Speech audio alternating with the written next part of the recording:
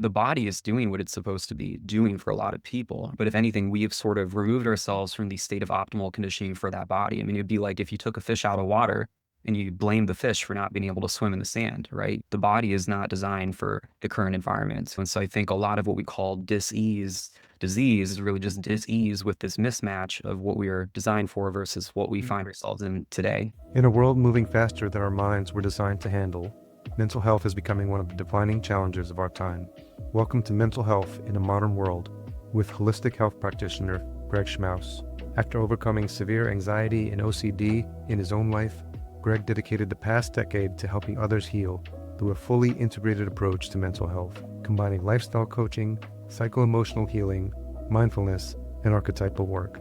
Over the years, he's facilitated thousands of sessions, guiding people back to peace, clarity, and a deeper connection with themselves. Each week, Greg shares powerful solo insights, conversations with leading voices in holistic healing, and immersive live coaching sessions that take you inside the healing process itself. New episodes every Friday. Follow the show and start reclaiming sovereignty over your mind in a modern world. Here's Greg. Jeff, welcome to the podcast, brother. Yeah, thank you for having me, brother. Grateful to be here. Yeah, so I'm excited to dive into this topic with you. You and I have been doing some work for a little while now, and you've been kind of on a unique journey going through medical school and residency in psychiatry, but also having like a deep passion and background in holistic health. So I'd love to start with just a little bit of, brief overview of your story, your background, and what brought you into this area of study and line of work. The work that we've done together, I think when I look at my story, I can recognize it doesn't start with me. It's I guess I'll start with the layer of looking back at, transgenerationally some of those influences and then to my own personal experiences. But I decided when I was 14 that I was going to pursue psychiatry, that was what I was interested in. There were a couple other fields I thought were, really, really interesting, like emergency medicine, sports medicine, but I, ultimately was drawn to mental health care. There were themes in my own path that sort of mirrored some of the things I later learned about my ancestors. Like for example, I have a great great grandfather who was very interested in understanding plant medicine as it pertained to different disorders at the time. And he would very deeply study some of the mechanisms, involved in some of these disorders. And he would come up with ways they could use plant compounds to create novel treatments for this. And this way of thinking, the research that he was involved with, later became the foundation of what we now call clinical pharmacology, and I can see the parallels and the curiosity, the intrigue, the appreciation for nature, some of the things that, I'm now very much also practicing in the path that I'm taking. So I do think there's a strong transgenerational thread that's sort of woven into my own story, so to speak, in terms of just my predilections of how I think through things or the things I find interesting or feel drawn to do. In terms of my own personal experiences, I guess suffice to say, I was no stranger to the impact of mental health, right? I'm descended on my mom's side from Holocaust survivors. There's a lot of transgenerational stuff there, to say the least. Not that my father's side is, a stranger either to, having afflictions of the mind. I witnessed some things pretty early on. It was very much one of those things where, in academia, the world I find myself in now for residency, right? Like, it's one thing to sort of stand at a distance and understand intellectually, oh, this marker is involved in depression or this brain network is XYZ. It's a whole different thing to go through a lived experience and see firsthand what that suffering looks and feels like. So, with me having such firsthand exposure to some of these things, it was one of those things where I wasn't on the sideline. I saw how much this could really influence your outcomes, in life, your trajectory that you take through life, your internal experience. And so I felt very drawn to understanding these conditions and doing what I could to be a part of the solution. How do we treat these things, knowing that there is, currently this epidemic of a need for mental health and, afflictions of the mind. Yeah, it's beautiful. There's a big difference between direct experience and just theoretical knowledge. One of the things I'd love to explore is going into medical school and, psychiatry and in residency. You're going through conventional medicine training and, Western medicine training, but you're also coming with a strong passion and background and you could say core values of holistic health. And so what has it been like for you to hold the tension of those opposing forces? And I guess, how have they been opposing and how have they been able to be complementary in any way? Yeah, and to the point of the latter, I've found surprisingly there are ways that they align. That being said, there is definitely a lot of tension. The way I would describe it, sometimes I feel almost like a double agent. I have these, spiritual inclinations, or like, for example, I remember I had one case where this was second year of medical school, and someone had come into the emergency department. I was on a trauma surgery rotation. This person had shot themselves through the heart with a shotguns. They were bleeding out in a pretty vivid, gruesome way. They ended up getting, I want to say it was anywhere from 4 to 6 liters of blood. The human body only contains roughly 4 liters to begin with. So, I mean, this guy had lost multiple humans worth of blood in front of me. And I remember as all this was going on, I had this sort of spiritual, intuitive knowing, and I just knew it. What was funny was actually even before I saw the patient, I had never seen a patient die. My entire experience in medical school up to that point. But as soon as the pager went off, I hadn't even seen what the page said. I didn't know what it was. We'd had plenty of pages all month, but I just knew instantly I was about to watch someone die. Something told me that before we read the page. And then I saw it was a gunshot wound. Go to the trauma bay. And I remember there was something happening energetically as this person was dying that was not necessarily immediately evident in the physical manifestations of what was going on. Like in, for example, in traditional Chinese medicine, they have this concept of, there is not just the rate of the heartbeat, there's the quality of it. Like, a depressed heart beats differently from an excited or joyful heart. And there is, a certain type of heartbeat that sort of signifies resignation. I'm no expert in TCM, but that's my sort of high level understanding that they have this qualitative aspect of how they assess the bodily function that we don't have in Western medicine. We just kind of say, okay, that's a regular rate and rhythm. The rate is X beats per minute. But I remember it was almost like the way I could describe it is like a pulsation in the air that gave me a sense of resignation. Like it felt like there was something letting go of life in the room. And I remember feeling that just because something in my body, in my field, whatever you call that, just feeling there's something here that's moving on. And as soon as I felt that, within next 3 seconds, I saw on the monitor that the person started to flatline. But it happened before I saw the vital sign changes. But of course, I kept that to myself. I didn't say anything because I'm in a room full of surgeons and doctors, and they're going to think I'm crazy if I say something like that. I just share that to illustrate what this was like at times for someone who might be more inclined to think through things in a non-physical lens. Western medicine is the most materialist paradigm essentially you can come up with. I mean, this is all about materialism. It's all about empiricism. We see it, we measure it. If we don't see it, we don't measure it, it doesn't exist. So I have felt at times, to answer your question, like I'm sort of, one foot in this world, one foot in that world, and trying to balance as I'm sort of doing the splits. And then you bring up value systems too. There are stark differences in terms of the value system for allopathic medicine versus holistic ways of healing. Even the word allopathic, the origin of that word means other, opposing force, right? So the idea in allopathic medicine is your blood pressure is too high. We will push in an opposing force with, our drugs, our treatments, and we're going to make the blood pressure lower, right? We'll cut the cancer out. Very different way of thinking compared to some holistic paradigms where there's this idea of alignment with the body, right? Yeah, I've definitely experienced dissonance just from a values standpoint. I think there is also a very stark irony in Western medicine that we call this health care, quote unquote, and the people practicing it are often incredibly unhealthy or essentially not allowed to sleep for long stretches of time. I've had to do 24-hour shifts, as part of residency training, which is completely not compatible with human physiology, but it's just what we do. 80-hour work weeks, all of that stuff. I've gone 11 hours at a time, sometimes without even drinking water because of the demands of the hospital.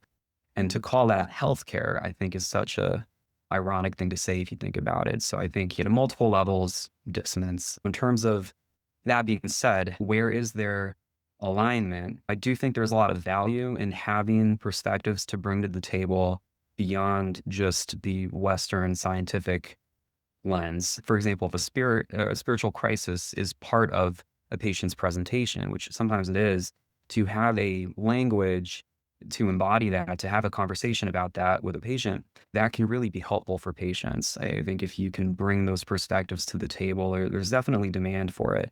Not to say that that is always something that would be embodied by the people, in terms of the practitioners in the system. I think people in the Western medical system tend to be more empiricism focused, more this idea of objectivity focused, which is kind of at odds, with non-material thinking or spiritual thinking. That can be difficult, but the way that I see it is I think, these are just different ways of telling a story, right? The scientific model is one way of telling a narrative, one way of seeking truth, and there are also other forms of knowing. And I think it helps to be able to go through both perspectives and see what they can offer rather than limiting yourself to one or the other. Yeah, one thing I'm really curious about, you mentioned earlier how Western medicine has really divided, you could say, spirit and matter, and really focused more just on what's weighable and more like scientific materialism. And that might make sense if you're working with a bone, like a broken femur or something. But in psychiatry, you're working with the psyche. And so I'm curious, what have you seen be the consequences of that division of, you could say, soul or psyche and physical matter in the field of psychiatry? No, yeah, it's a great question. There's a lot there to unpack. Exactly to your point, the word root for psychiatry comes from soul. The Yeah. organ system is the souls, right? So it's so ironic that we take the exact same model of this materialism based model and we try to just neatly fit that into psychiatry. As you can appreciate, there have been some issues with that. So I guess where to start with that? Well, I guess the DSM is a good place to start. There is a stark division, right? So we use the DSM, the Diagnostic and Statistical Manual, to classify disease states in psychiatry. And this is all in an effort to make psychiatry objective and materialist focused in alignment with the rest of medicine. If you look in the DSM, what's interesting is that there is not a single biomarker in any of these descriptions. These are all constellations of subjective elements of the human experience. And to date, I mean, they're working on this is an evolving point of research. They're working on what biomarkers can we use to understand mental illness, but for them to even operationalize mental illness, they couldn't keep it within the bounds of the biomarker. They had to stay within this sort of subjective way of thinking. But then what's ironic is you look at all the treatments, right? So the diagnosis of mental illness is subjective, right? All the treatments are biology based, right? At least on paper they are, right? You block the reuptake of the serotonin transporter. So therefore you have more serotonin in the synapse and that is thought to help depression, right? That's a very biological way of treating something. So we use these non-biological subjective categories to then apply these biological treatments that often are really missing a big part of the picture to your point, which I think is what this boils down to is a point of diminishing returns and potential harm with being overly reductionist of the human experience. When we're dealing with mental illness, we are dealing with, you know, disorders of the human experience, which may be in their very nature spiritual crises or whatever that might be, right? If we just reduce that down to this, we are limited. Like even take for example, depression. If we just take this model of, depression as a deficiency in serotonin, block the reuptake of serotonin by blocking that transporter, you get more serotonin, depression's fixed. I mean, this is even in mainstream scientific cultures now within medicine, this is largely debunked that we think of depression this way. It's not simply a deficiency in serotonin. It's a lot of, data that would indicate it's much more complicated than that. And there's much more to depression than simply serotonin. But even if you zoom out beyond neurotransmitters, there's so much more to this, so much more that we're missing. And I think if we become too rigid in the way that we think about some of these disorders, we're limited in the treatment approaches. And I think that's ultimately reflected in the limited efficacy of a lot of these treatments. I think they're, depending on who you ask, like there are cultural divisions. Some people are very pro psychiatry and they think this is, like hope in a pill form, essentially. Like if I take this pill, I'm going to fix my problem and I can't wait for the chemical imbalance to be fixed. And for some people that works great. That being said, how much of that is their own expectancy or their own belief in the treatment is a whole nother topic. but it does work for certain people. And then there are people that just feel like this is a scam, keep me away from this, don't mess with my brain. I just want to like meditate, go work out. And then, I can empathize with that too, obviously. There are people that are very anti-psychiatry. But anyways, I think you'll find that largely these treatments have a limited window of efficacy, and for a lot of people, they are not the answer. And so then the question becomes, where do we go from here? Which I think comes full circle back to the question of how do we define, the diagnostic and treatment paradigms for these disorders. And I think there's a lot of room for growth beyond what we currently have. Yeah, it's beautiful.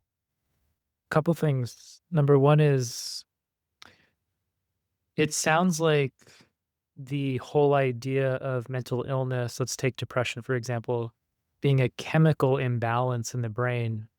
Would you say that is psychiatry's attempt to try and fit these answers into the pre-existing model? That, and honestly, it's great marketing. I think when you're trying to position this idea of giving an antidepressant, right, when this was first coming out, how do you make that make sense to people? Sometimes we oversimplify because that's how the message can catch on. When you get into the nitty-gritty, some of these research studies where they try to really quantify, like, are we seeing deficits in serotonin? And there is data to indicate that might be the case. There's also data to indicate that it may not be. So I think there is this element of oversimplification. Where does that come from? This idea of fitting into the mold of other fields of medicine. Honestly, I think part of that too is that medicine has sometimes been a victim of its own success. And we all are as human beings, sometimes victims of our own success, right? We figure out this thing worked for this case. And so now I need to use that, right? Like you take, for example, infectious disease, right? Western medicine is largely not delivered on a lot of fronts. You look at like chronic illness, there's a entire epidemic of chronic illness that, just giving pharmaceuticals, you can control symptoms, but we're not reversing these disorders, right? We're often just kind of controlling them to an extent. But infectious disease is an area where medicine has really excelled, right? Vaccines eliminated certain conditions. You had, antibiotics that could cure syphilis and cure all kinds of stuff, which were big deals back in the day. You could get rid of these disorders, and the idea of this, foreign invader or some sort of imbalance in the system, right? You have like a, infectious pathogen, some sort of virus or bacteria or whatever it is, right? And then you find some sort of unique marker that thing has that the rest of the body doesn't have, right? Like penicillin, you're targeting this specific binding protein that's used to build the bacterial wall, for example. You have a drug that tries to target that thing that destroys the bacteria with hopefully minimal damage to your own tissues, right? And so you have a clear, succinct mechanism of action that's targeted. Importantly, it's patentable, right? That's important for the whole model of research. And then you sell a drug that targets that one specific thing. And it worked for certain diseases. So then they try to apply that to a whole bunch of other stuff, with mixed results. In psychiatry, right, you have the antipsychotics, which are targeting dopamine receptors in the brain. Mood stabilizers are a bit more diverse as a class, but they're, affecting these sodium channels essentially that control excitability, or lithium is unique in its own way. To give some quick examples there, and you have antidepressants, which are affecting serotonin. These are all patentable compounds that are, targeting these very specific granular mechanisms in hopes that we can, the same way you can cure syphilis, you can cure depression, has not panned out to be the case, and I think it's kind of that victim of your own success kind of thing. Like you try to apply that model, doesn't fit clean. Dementia is a great example. They thought, let's just find that one mechanism. If we find the thing, we can cure dementia. I think the issue is when you're dealing with more complex disorders of the brain and mind, and these are multi-mechanistic, multifactorial. You can't just hit that one thing and think you're going to get lucky unless you do. Sometimes that happens, but it hasn't panned out that way. It reminds me of the old saying, when all you have is a hammer, everything looks like a nail. Yeah, that's what I was visualizing in my head as I was saying. Yeah. I'm very curious also over the last probably 10, 15 years, the research on the microbiome has, blown up in science and medicine, especially in holistic health. And, one of the facts that we've all come to know is that over 70% of our serotonin is made by our gut bacteria.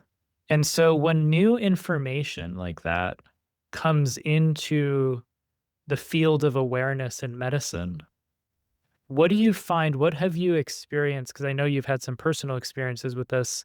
their capacity to accept and integrate some of those new findings, especially when it might shift things in terms of their already working model. Yeah, yeah, great question. Capacity for change.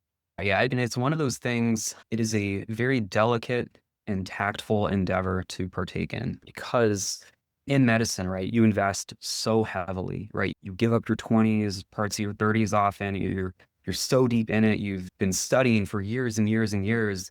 It can attract people. I'm not saying this is across the board. You can definitely see people in medicine where their identity gets attached to this sense of power, knowledge being power, right? I have the answers. So if someone else has an answer to a question that I didn't have, there's another way of thinking about this. That can be threatening and it may not be a conscious recognition, right? And so I'm very wary of that. If I'm navigating those conversations, kind of like how in that classic book, Win Friends and Influence People, one of the rules is never tell someone that they're wrong. You just don't do it because they will just double down on why they're right. I'm wary of that and just mindful of broaching conversations if there is an additional piece of information.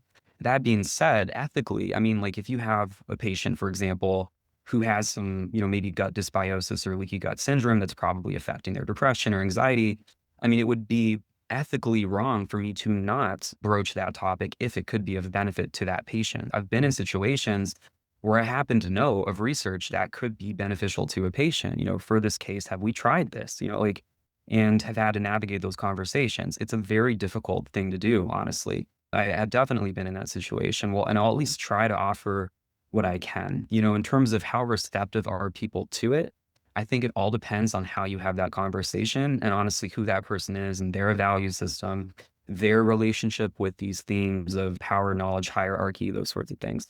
Some people are super open-minded and they're just like, oh, that's so cool. Like, yeah, send me the studies. That's great. Let's do it. And so you do come across those people.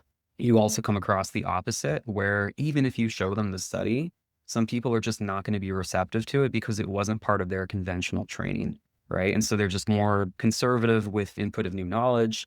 And my role being a trainee, I kind of have to draw the line, right? Like if they're ultimately making the call, I can say, here's a study that showed this patient profile that, the population that matches that, and they saw this benefit and, with this intervention, and the intervention is extremely benign and is cheap. So there are reasons to try it, but ultimately if they don't want to try that, my hands are ultimately tied until I'm practicing on my own outside of residency, right? But I will say, generally speaking, if you have good research to back it up, people are receptive. So I think, most people end up kind of in that middle category where they're not necessarily going to, jump on board like, yes, let's do it without ever even, reading the study. They're not necessarily completely closed off. Generally speaking, people in the medical world prescribe to the scientific way of thinking, which is if you can show me, with clear, objective, or at least quote unquote objective, I don't think anything's truly objective, evidence as best as you can that there's a compelling case for this and that it's effective and safe, then yeah, let's give it a shot, and so that is, why me personally, very drawn to research because you can push the needle, you can change things. As I've, got involved in my own clinical trials and I've been able to, by sort of being that translator, of saying in the language of science, in the language that this is, what we use in this culture, here are the ways we can think about it. Here are objective biomarkers that we can use to gauge response. Here are placebo-controlled trials that show this thing is clearly doing something. Here are the adverse event outcomes. If I can speak that language, then I can maybe sway some hearts and minds to consider ways of healing that they previously had not. And I think much broadly, way more broadly beyond just my own experience, in the system, this is happening across the board. We are now like adopting different types of therapies. Meditation has become mainstream, right? Exercise is widely recognized as being beneficial for mood. Now they're looking at, ketogenic diet for bipolar disorder, for mood stability, that sort of thing, which would have been crazy to say even 10 years ago as a result of research. And so I do think you can push the needle. It's one of those things that it can be very slow. And I think you have to be very mindful of the psychological dynamics at play, because as much as people want to put on this idea of we're all objective and we're just making clear, rational decisions, it's never that simple. Yeah. And based on your research, what have you found in terms of the effectiveness of SSRIs and some of the kind of mainstream psychiatric meds? Yeah. And with SSRIs, they're honestly, It's a whole can of worms to get into, so I'll try to be as succinct as I can. What I'll start with is what the classical teaching is, what they'll tell you. Or if you like look in the lay press, what people will often say about antidepressants, they'll throw out this idea. Antidepressants work for about two-thirds of people, 67 or 70% of people. That's what people will often quote. I can tell you that honestly, that is not accurate. Where that came from was what was considered actually a landmark trial in psychiatry called the STAR-D trial, the Sequenced Treatment Alternatives to Relieve Depression trial. This was a $35 million trial that on paper was supposed to be great. It was actually primarily funded by the government. So the idea is that it was potentially more free from bias. And then you had thousands of people. They took a number of different antidepressants. They were trying to compare, which antidepressants outperformed the others. Later, especially in recent years, this was critiqued. There were a couple issues with it. The principal investigators had a huge amount of financial ties to different pharmaceutical companies. I've seen quoted 151 collective financial ties to different companies amongst the 12 principal investigators. And I've seen quoted 8 out of 12 had direct ties to the company that manufactured citalopram, which was the primary SSRI that was used in that study.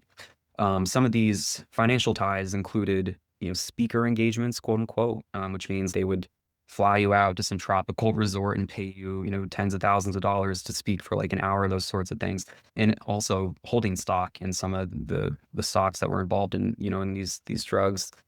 So anyways, there was a lot going on under the hood that would indicate maybe this wasn't quite as unbiased as it might seem on paper. And then when you actually got into the methods of how they reported this, where this idea of efficacy largely came from, there was a lot of smoke and mirrors and a lot of things that are just not good evidence-based medicine, right? This just wasn't good science. For example, in that study, they had made up this new outcome measure. They called it the QIDS SR, and this is what they ended up reporting, when they reported their outcome measure of effectiveness. In their protocol, they had explicitly stated they would not use that measure because it was unblinded and not intended to be used for research outcomes. They were supposed to use what's considered the gold standard, the Hamilton Depression Rating Scale. They also had done this thing where they would, if someone went into remission, so it was stepwise, it's like if you didn't respond to the first antidepressant trial, then you would go to the next step. And sometimes people would have gone into remission for starting that next step, but then they included them as being responders or remitters, so to speak, to that antidepressant treatment they never even got. So they did some statistical gymnastics, I guess you could say, to sort of inflate some numbers. There were a lot of dropouts in the study, huge amounts of people dropped out, and they actually took a huge chunk of those people and just assumed that they went into remission and included them in their reported remission rates, even though scientifically we know that people who stay in clinical trials and people who drop out of clinical trials are not equivalent. Two most common reasons people drop out, usually lack of efficacy and side effects. So to assume they're equivalent is a big scientific, no, you shouldn't do that, but they did. And also there was no placebo control for the entire trial. And the placebo response and remission rates for depression are quite profoundly high. Like response rate, meaning, and I'll clarify, response typically means a 50% reduction in the severity of depression. So you score the depression. If that score goes down by over 50%, you're a responder. If it goes down so low, you no longer meet criteria for depression, you are now in remission, so to speak. But if you just give someone a sugar pill and watch them for 6 weeks, 35, 40% of those people will respond, and so anyways, they didn't control for that at all in the study. So with all of those smoke and mirrors, and changing their outcome measure, et cetera, they came up with this number of, I think it was 66 or 67%, and then they just rounded it up. And that's where the 70% came from. When you actually look at the numbers compared to placebo, which really in research should be the gold standard, the numbers you end up with, there's this concept of number needed to treat, which I think is the simplest way to answer your question of how effective are these drugs truly. Number needed to treat, it depends what numbers you're looking at. It's one of those things where they say, like the idea is, everyone can have their own opinion. You can't have your own facts. That's no longer true. You can have your own facts. It just depends where the numbers came from, where you're looking, what source.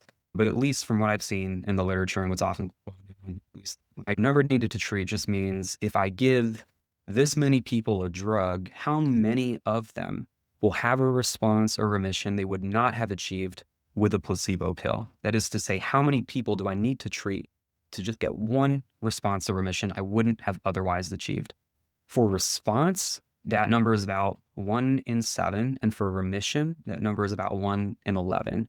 So that means if we're taking remission, meaning you go out of depression, 10 out of 11 people are going to get the same response with that antidepressant they would have had with placebo. They're no better off with the antidepressant than they would have been with placebo. 1 out of those 11 people will go into a remission they wouldn't have otherwise achieved. So when you actually look at it that way, that's over 90% of people are not having a remission they wouldn't have otherwise achieved with placebo. And then, is it a shock then that we see so many patients come in and they've been on 5 or 6 or 7 or even 10 drugs, and they're still extremely depressed or extremely anxious, et cetera. So there are limitations. Those are not astounding numbers. You can dress them up and you can do those statistical tricks, honestly, that have been, employed by certain researchers or companies to make things maybe appeal a little bit more. But this has been a big area of criticism in more recent years in psychiatric research, that we need to be better scientists, in how we're thinking about these things and recognize the limitations of these treatments. Yeah, beautiful. Beautifully said. And I'm curious how some of the alternative therapies, such as, exercise, nutrition, it's funny that those are considered alternative. Exercise, nutrition, meditation, breath work, community, time in nature. How do the efficacy of those treatments compare based on what you just shared statistically? That question I think is so important, right? Because it informs everything, which to your point exactly, why do we consider that alternative? Like, Yeah. why is exercise or just changing your diet or having a community considered edgy or like rebellious, but to take a patented pharmaceutical that probably has limited efficacy for most people, well, that's considered, or, this is just shows you the social conditioning, how we can shape the way culture thinks as a result of financial interests and marketing. But yeah, in terms of how they compare, to really answer that question, we would need multi-arm randomized controlled trials, meaning, for example, if we were to compare like saffron, for example, or like curcumin or different things that have been tried for depression, for example, you would want head-to-head trials where you have, one group gets escitalopram, an antidepressant, and then this group gets, the saffron extract, and this group gets the curcumin extract, and this group gets the omega-3s or whatever it might be, Mediterranean diet, whatever you're trying to compare it to, right? You want to compare things in that format to really gauge how do these things compare head to head. Now, from the standpoint of funding those trials, because most of the funding for phase 3 trials comes from private companies that have a vested interest in proving that their drug is effective, right? These are not cheap. Average costs to bring a drug to market, I've seen estimates as high as 2.8 billion. 1 billion is probably a good ballpark. These numbers are inflated because they're writing off their expenses from all their failed trials, as well, that are sort of wrapped up in those projections. But suffice to say, I mean, it's hundreds of millions of dollars if you want to do these trials. So if you're a drug company, why would anyone pay to compare their drug to something that is cheap, over the counter, potentially safer, and might even outperform their drug? I mean, they're essentially buying their way out of their own profit margins. They're essentially paying to research the competition. So, as a result of the financial structures and incentives at play, we just haven't seen many of those trials. When there are head-to-head trials, these are few and far between when I've seen them. You kind of have to search the literature to even find them. And they're often going to be small investigator-led studies, like maybe someone at a university or an academic center wanted to, study one of those specific things. Let's say they wanted to compare the curcumin versus antidepressants, whatever it might be. There are some studies on Selexin, which is a lavender extract, where they compared it to an antidepressant, for example. And it actually did a bit better than the antidepressant. These are hard to find, these studies, and they're usually not going to be large phase 3 trials. So to really answer that question of how do they compare, you have to extrapolate or just throw up your hands and say, we can't make a perfect comparison with the existing evidence. One thing that you can do, which was a project that I took on myself to try to get some sense of comparison, is you can turn things into what we call standardized mean difference. And that's essentially a standardized unit where you're comparing an outcome. And, so classically that should be reduction in symptoms with the treatment versus reduction in symptoms with a placebo, right? And so then compare these outcomes. You do this, you use some statistics that spits out a number and it gives you essentially a gauge of how effective that is. And we call that a standardized effect size. Okay. And these are ways you can now compare things across studies.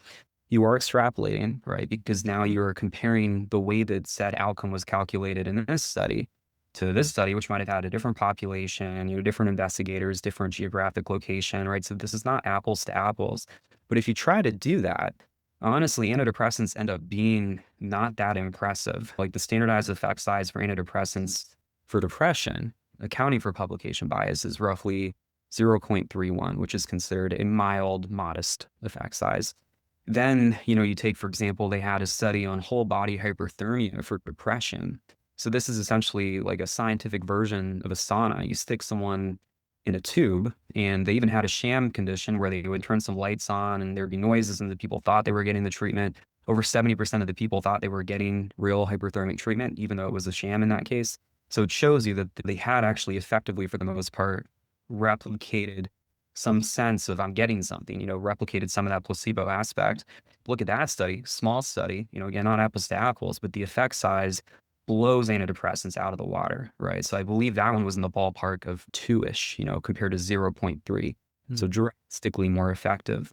That being said, yeah, you can't truly answer the question. If you're a devout scientist, you need to do those studies. I just don't see them getting funded. But I do believe from what I've seen that there is at least signal to suggest that we really should not be ignoring some of these more ancient forms of healing, that not only are they safer, but in many cases, at least from what we're seeing, may even be more effective than conventional treatments. Ultimately, what it does hinge on, though, like I said, there's such a strong placebo piece for depression, especially. So belief, expectancy, what do they expect to happen? That is such a core piece of healing. So I think what it still boils down to is, what is the patient invested in? What do they believe in? What do they think they would be aligned with versus what they would not be aligned with? And I think you kind of have to meet the patient where they're at. If I came across a patient that was like, nope, I don't want to do any dietary changes, nothing. I'm not interested in that. I don't even want to do therapy. I just want an antidepressant. Honestly, that person is the most likely to respond to an antidepressant, even if we're mostly seeing a placebo, it's because of their belief in the treatment. So I still think there's something to be said for meeting people where they're at. But I do think largely Western medicine has underestimated some of the other forms of healing. Yeah. And the Hippocratic Oath first, do no harm. Obviously, like exercise, nutrition, meditation, breath, like these are free technologies for the most part that, have really no side effects. I'd love to get a sense of how you perceive mental illness in comparison to how mainstream or conventional psychiatry and medicine perceives mental illness. So, what's the difference between how you perceive, I guess, root cause, where some of these, what we're calling pathologies, come from, versus kind of what you learned in your education?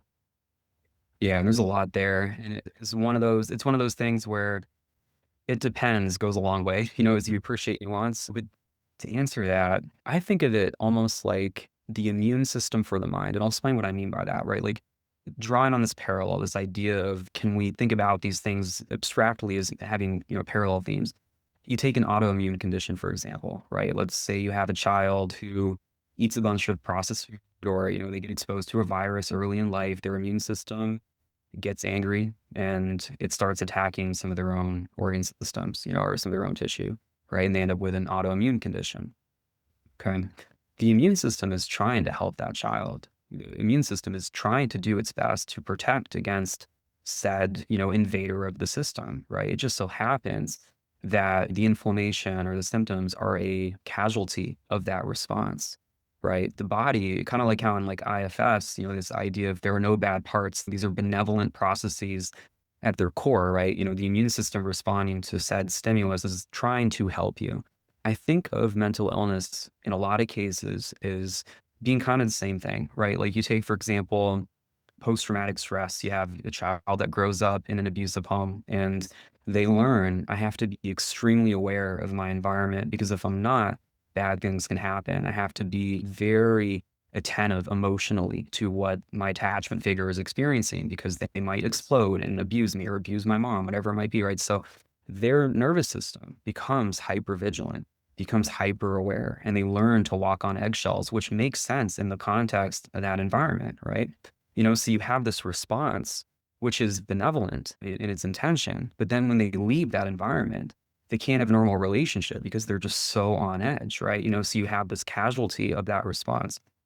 I think a lot of mental illness is, essentially the bystander effect. And well, not the classic psychological definition of that, more just we're seeing casualties from what underneath might actually be an attempt to keep the system safe. Depression, anxiety, post-traumatic stress disorder. These are meant, at least by the body, to be adaptive processes, but they can become maladaptive depending on context. Depression, as well, I think is an interesting example.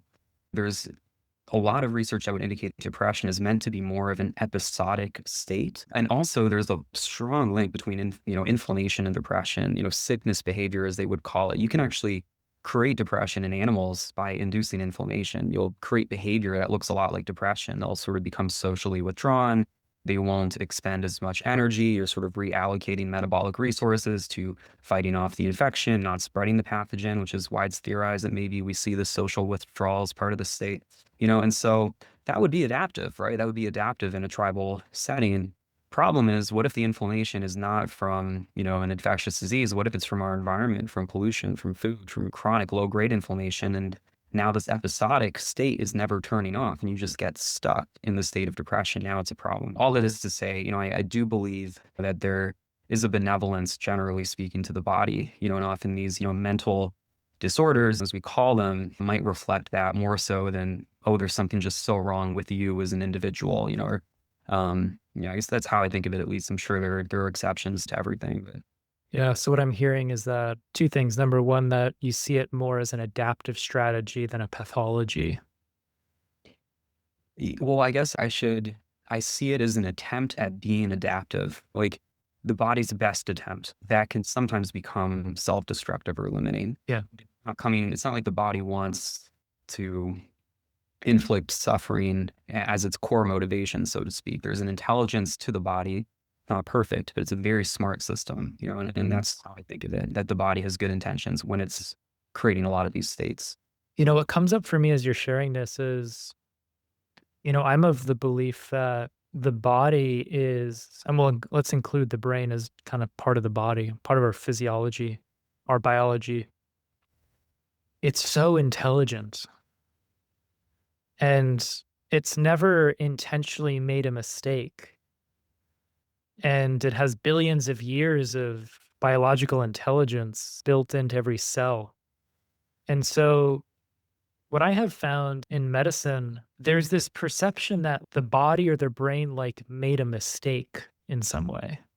Like there Mhm. was some mishap or mistake that was made rather than really understanding the adaptive nature and how sometimes the adaptive strategies end up expressing these symptomologies. It sounds like you're kind of aligned with that as well.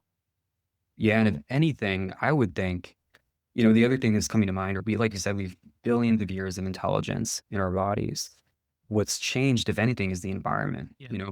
As human beings, we've created this artificial environment, separated ourselves from nature, created these boxes that we put ourselves in. And meanwhile, the body hasn't caught up, in terms of our genes, right? Our genes are still built for an environment that was much older than what we're living in now, was, made for resource scarcity, food scarcity, entrainment to the sun's natural rhythms. Like we didn't have artificial blue light, we didn't have fridges, we didn't have, addictive substances or addictive, devices, those sorts of things, right? And so if anything is not smart, honestly, it's our environment, our environmental structure, right? The body is doing what it's supposed to be doing for a lot of people, right? But if anything, we have sort of removed ourselves from the state of optimal conditioning for that body. I mean, it'd be like if you took a fish out of water and you blame the fish for not being able to swim in the sand, right? The body is not designed for the current environment, and so I think a lot of what we call disease is really just dis-ease with this mismatch of what we are designed for versus what we find ourselves in today. It's another layer I would add to that as well. Yeah, beautiful. That's why Gabor Mate talks so much about us being biopsychosocial, beings, and you can't exclude any of those. I actually think we're biopsychosocial spirituals. I think there's four dimensions to it, but I'm glad you really touched on that. I love the research that you do, and I'm very curious what you have found in terms of some of the metabolic, nutritional, and inflammatory factors when it comes to some of the mental illnesses, whether it's nutrient deficiencies, chronic inflammation, or metabolic health. Yeah, all of them play a role. I mean, I'll say one thing about nutrients too.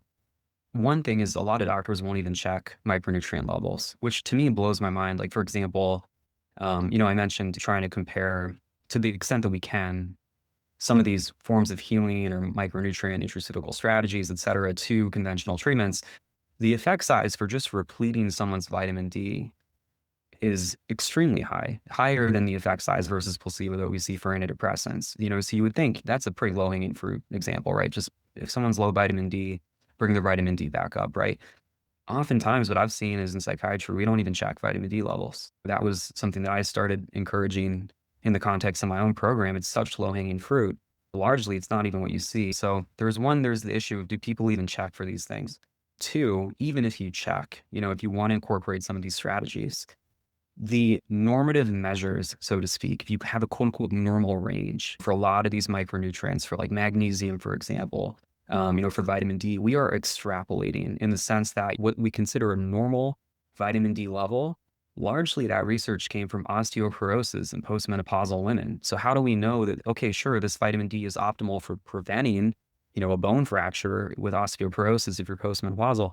But that doesn't mean that's the right vitamin D level for mental health. That could be a totally different measure. Take magnesium. Magnesium, highly implicated in anxiety as well as depression. But the normal measures, so to speak, if you look at the lab ranges, are largely just based on how low can I get in magnesium before I have life-threatening arrhythmias and cardiovascular complications. So that level doesn't mean that's optimal for your mental health, right? We're talking about different things. So that's the next barrier in terms of how you incorporate those things, is we probably have to shift what we consider normal levels, and that requires more research as well. Take magnesium, for example, less than 1% of your magnesium is even floating around in your blood. Most of it is in your cells, and we're not measuring intracellular magnesium. When we get those labs, we're actually measuring what's floating around in the blood, which may not give you an accurate sense of what's going on in someone's body, right? So but anyways, not to get too tangential there, but if let's say you get past the first barrier, you start actually thinking about these things.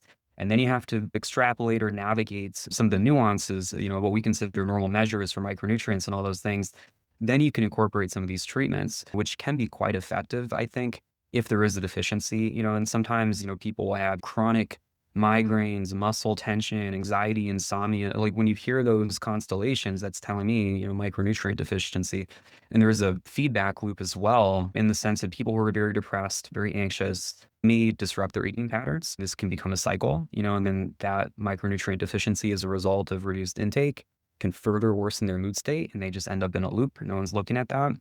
But yeah, I do believe there's a lot of value in trying to address those things. And then I just make sure I'm closing out the original question. That is to say, what do I consider to be the most effective forms of that? Or make sure I'm on track there, sorry.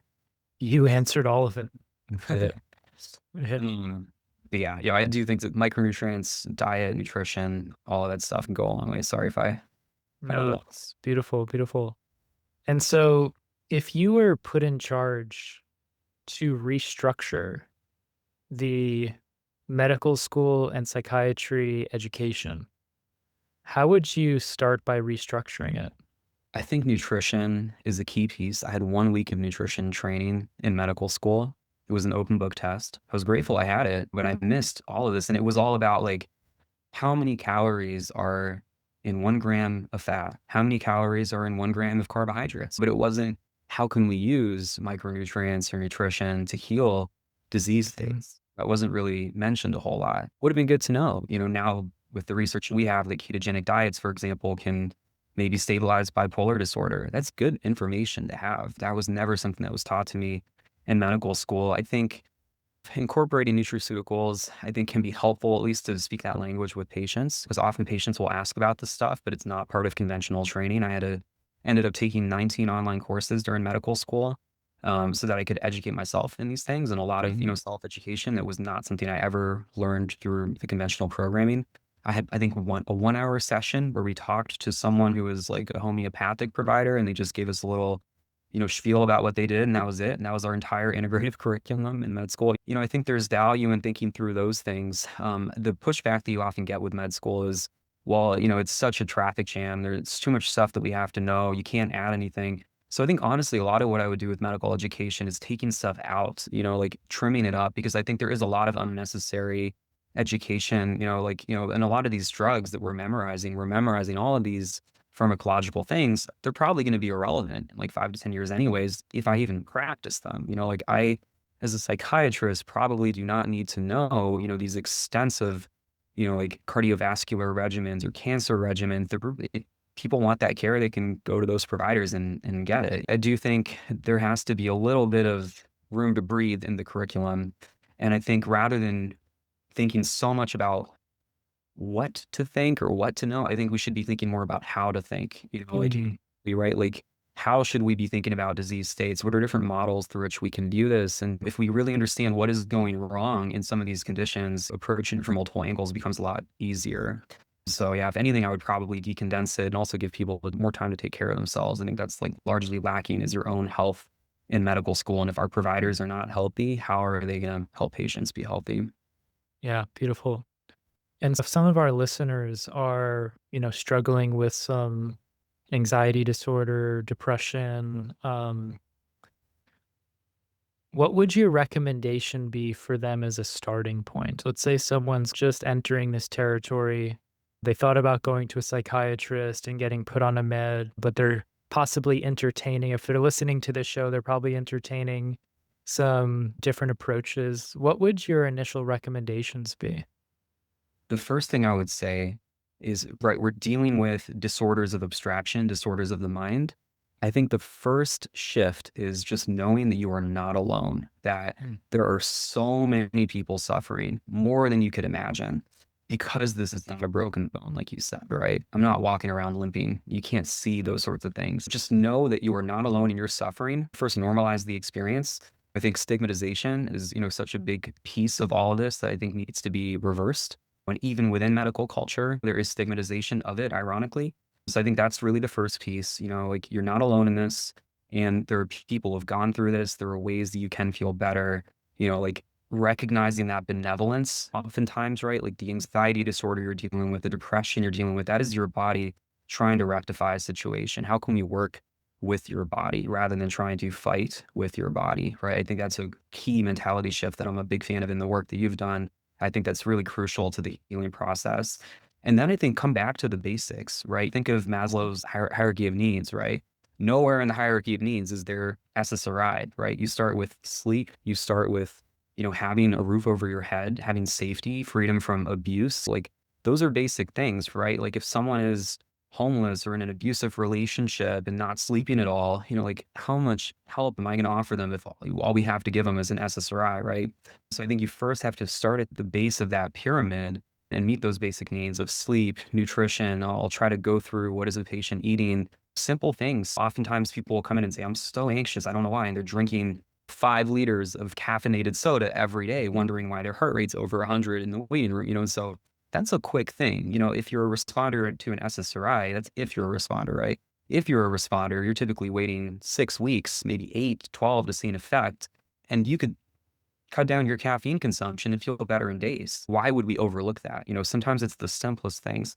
And then I think the other key shift, of course, you could kind of do the laundry list of modalities. I think going through the different ways of thinking is largely based on finding what aligns for that patient. If it was like a former athlete, they really like working out, let's do some activation therapy where they're working out, If they are a yoga teacher, maybe that's what they, should be focusing on, restoring their practice in their life and just finding what aligns with them. Yeah, that's kind of how I would think through those different pieces, and then aligning with that patient on what would resonate for them.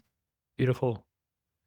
If you looked into a crystal ball 10, 20, 30 plus years from now, what does your visionary see as an integrated field of psychiatry? What would you envision? I think to predict the future, sometimes it helps to go back to the past. Mm. And an interesting story about the guy who was considered the founder of germ theory. He was a physician. I believe he was Hungarian, if I recall correctly, but he worked in this hospital where they had a lot of babies being delivered, and they also did autopsies. Like, this was in the era when medicine was trying to become more objective, and they would do these anatomical dissections, and the doctors would do the dissections and then go deliver babies without washing their hands. And they would find that a lot of these women who were giving birth to children at this place, they would become septic and die, and they didn't know why. They thought it was just pure coincidence, or just, nothing was wrong. It can never be us. The doctors can never do anything wrong. This guy, he was one of the people there, and he thought, I think there is some sort of invisible thing that we're, tracking over from the dead bodies in the delivery room, and I think that thing is making the women sick, and he made all of the people who worked with him wash their hands, and then the rates of sepsis dropped dramatically. People got better. And so he essentially discovered what germs were. And you would think that people would be ecstatic, like, oh my God, you took away the illness, you figured it out. He went around trying to other providers on this idea of germ theory. What was the response? He was absolutely vilified because doctors said, how dare you think that I was the problem, that I was doing something wrong? What happened to him? He died in an insane asylum because he ended up going crazy, essentially, from being ostracized by his own profession. I think being a big part of it, at least my level of understanding from a distance of his story. I think about that sometimes and think a couple hundred years ago, it would have been absolute heresy to say that germs were real, right? There's no evidence. You can't see them. There are no studies. You're crazy for thinking that. And look at where we are now, right? To think, hey, maybe there's more to mental illness than just neurotransmitters. Like, maybe neurotransmitters are a part of the story or a way of thinking about things. But, maybe there is like an element of spiritual distress, spiritual crisis. Maybe there's energy that our bodies are sort of conduits for, whatever you would want to describe that. That's crazy to say in the Western medical world. If I say that, I'm talking about something that has not been seen or observed or empirically validated. Therefore, I'm crazy for even thinking that. Fast forward 200 years, I wouldn't be surprised, right? Because what's nice about the scientific model is, although it's very slow, it can catch up to the wisdom of our ancestors in some. I wouldn't be surprised if 200 years from now, there are ways of gauging or assessing energetic or non-physical components of health that we are just blissfully oblivious to right now, and learning that really these do shape our human experience in ways that we just don't appreciate right now. I think eventually the model will catch up.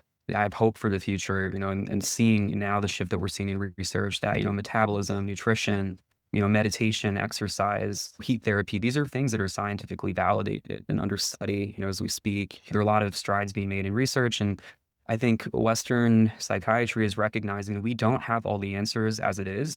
If we did, we wouldn't have so many people knocking at our door, depressed and anxious and traumatized.